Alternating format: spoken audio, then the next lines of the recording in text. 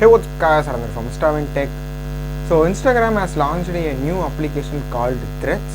In this video we are going to talk about the newly launched Instagram Thread application.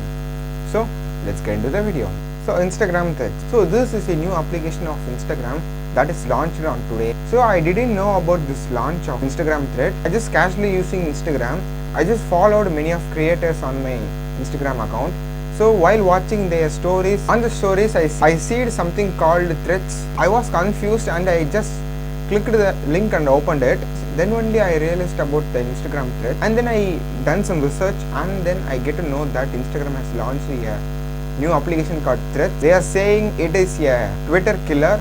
So Instagram Thread is a separate application that works separately, and you can able to connect Threads with Instagram for using the same Instagram account on the Threads also. So let me show you the Threads application. Look at here what they have done. So what is came into your mind when you are seeing the screen? So look at the screen and look at the screen.